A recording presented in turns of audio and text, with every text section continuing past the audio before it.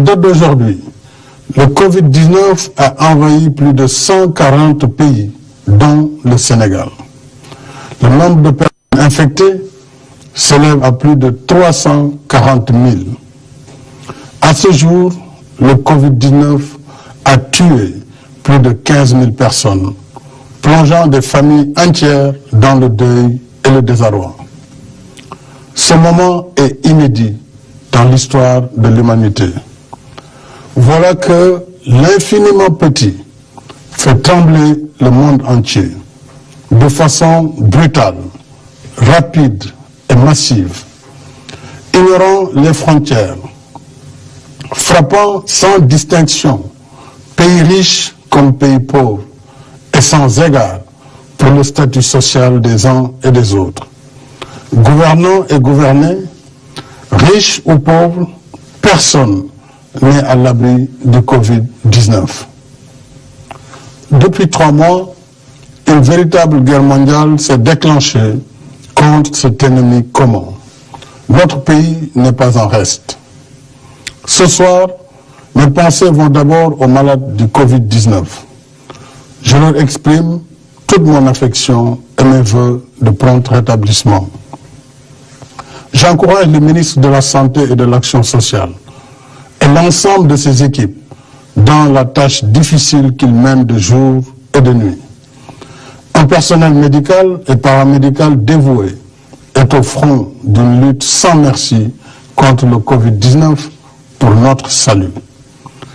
À tous ces braves hommes et femmes, je renouvelle mes remerciements et mon soutien dans ce combat risqué contre un ennemi vicieux, mortel et invisible à l'œil nu. Je salue nos forces de défense et de sécurité, ainsi que toutes les bonnes volontés mobilisées dans la lutte contre le Covid-19. J'exprime ma gratitude à toutes les forces vives de la nation, classe politique, majorité et opposition réunies, mouvements citoyens, partenaires sociaux, secteur privé, guides religieux et coutumiers et citoyens. Vous êtes nombreux à soutenir l'élan national de riposte contre le Covid-19. Depuis l'apparition du premier cas, le 2 mars dernier, le gouvernement a mis en place un plan de contingentement en cours pour endiguer la progression de la maladie. Mais de toute évidence, nous n'y sommes pas encore parvenus. Au contraire, d'un premier cas déclaré le 2 mars, nous en sommes aujourd'hui à 71 malades sous traitement dans les 4 arrondissements de Dakar, ainsi qu'à Mbao, Yeumbeul, Guédiawaye, Rufisque, Touba, Mbour, Thiès, Popenguine, Saint-Louis et Ziguinchor. 1561 personnes en contact avec la maladie sont présentement suivies et seront désormais confinées dans des réceptifs hôteliers par le ministère de la Santé et de l'Action sociale. L'épidémie qui était confinée à un seul foyer s'est étendue à d'autres localités du pays. C'est dire que le virus gagne du terrain. J'ajoute qu'à ce jour, il n'y a ni vaccin, ni médicaments homologués contre le Covid-19. Ce soir, mes chers compatriotes, et je vous le dis avec solennité, l'heure est grave. La vitesse de progression de la maladie nous impose de relever le niveau de la riposte. À défaut, nous courons un sérieux risque de calamité publique. En conséquence, en vertu de l'article 69 de la Constitution et de la loi 69-29 du 29 avril 1969, à compter de ce soir à minuit, je déclare l'état d'urgence sur l'ensemble du territoire national. Le gouvernement, les autorités administratives et l'ensemble des services de l'État concernés prendront toutes les dispositions nécessaires à l'application sans délai du décret sur l'état d'urgence. J'ordonne les forces de défense et de sécurité de se tenir prêtes en vue de l'exécution immédiate et stricte des mesures édictées sur l'étendue du territoire national. Conformément à la loi sur l'état d'urgence, ces mesures donneront en particulier aux autorités administratives compétentes le pouvoir de réglementer ou d'interdire la circulation des personnes, des véhicules ou des biens dans certains lieux et à certaines heures. D'interdire à titre général ou particulier tout cortège, défilé, rassemblement et manifestation sur la voie publique. D'ordonner la fermeture provisoire des lieux publics et lieux de réunion.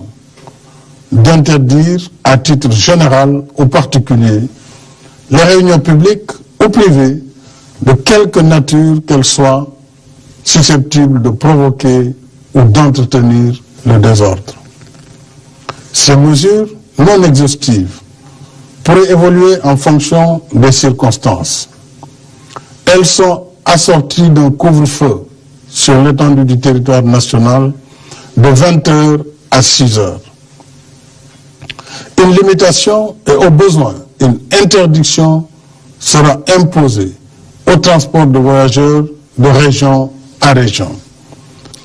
Le ministre en charge des transports, en rapport avec les ministres de l'Intérieur et des Forces armées, prendra les dispositions nécessaires à l'application de cette mesure, y compris en milieu urbain. Conformément à l'article 77 de la Constitution, je saisirai l'Assemblée nationale d'un projet de loi habilitant le président de la République à prendre pour une durée de 3 mois des mesures relevant du domaine de la loi afin de faire face aux impératifs d'ordre budgétaire, économique, social, sanitaire et sécuritaire de la lutte contre le Covid-19. Dans ce cadre, j'ai déjà entamé les consultations avec les institutions de la République. Je les poursuivrai demain avec l'opposition parlementaire. Je tiens en particulier à l'approvisionnement régulier du pays en produits médicaux et pharmaceutiques. Il en est de même pour les denrées de première nécessité. Le gouvernement mettra en œuvre des mesures de lutte contre toute hausse indue des prix. Je suis également soucieux des effets de la crise sur l'économie nationale. Pour en atténuer l'impact, j'ai créé un fonds de riposte et de solidarité contre les effets du Covid-19, Force Covid-19, qui sera doté de 1000 milliards de francs CFA. Ce fonds sera alimenté par l'État et toutes les bonnes volontés. Je lance un appel à tous, au secteur privé et aux partenaires bilatéraux et multilatéraux, afin qu'ils apportent leur soutien aux forces Covid-19. Les ressources du fonds serviront, entre autres, à soutenir les entreprises, les ménages et la diaspora. Une enveloppe de 50 milliards sera consacrée à l'achat de vivres pour l'aide alimentaire d'urgence. Des mesures fiscales générales et spécifiques seront également prises en soutien aux entreprises.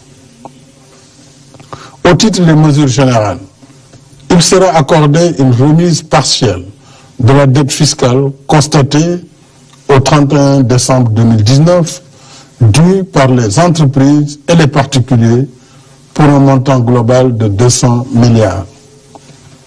S'agissant des mesures spécifiques, elles bénéficieront aux secteurs les plus touchés par la crise du Covid-19, en particulier l'hôtellerie, la restauration, le transport et la culture. Ces mesures seront également étendues à la presse, compte tenu des changements induits dans ces grilles de programme et du rôle de service public qu'elles jouent dans le contexte de la crise. Les ministres en charge des Finances et de l'économie prendront les dispositions nécessaires à l'application de ces mesures. Mes chers compatriotes, l'état d'urgence que je déclare aujourd'hui n'est pas une fin en soi. Il ne s'agit pas non plus d'arrêter l'activité économique. Il répond à un péril imminent si nous ne redoublons pas d'efforts. Face au péril, l'état d'urgence nous donne les moyens de renforcer nos rangs et d'intensifier nos efforts de lutte pour vaincre notre ennemi commun. Je rappelle que le virus porteur de la maladie ne se déplace pas de lui-même.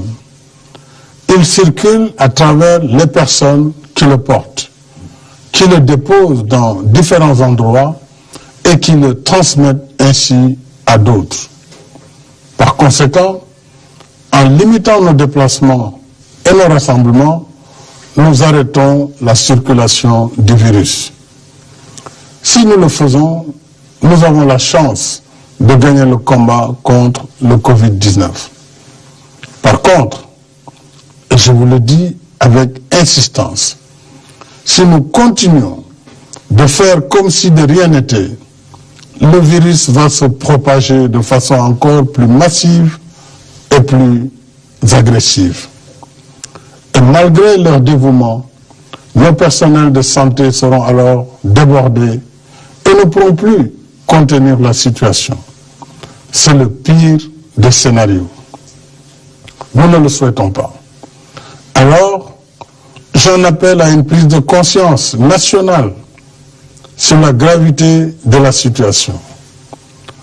J'en appelle à la responsabilité de chacun et de chacune. J'en appelle à l'esprit citoyen et patriotique de toutes et de tous. Limitons nos déplacements. Évitons les rassemblements de quelque nature qu'ils soient. Il y va de notre propre santé et de notre propre vie.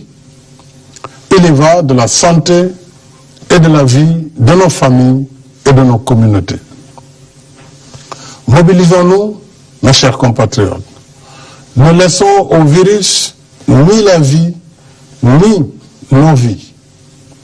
Il y va de notre salut.